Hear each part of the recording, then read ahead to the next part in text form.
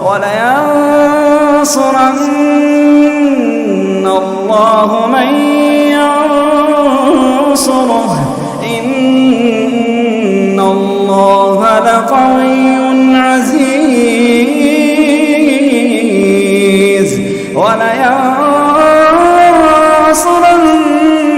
الله من ينصره إن الله لقوي عزيز الذين إن مكناهم في الأرض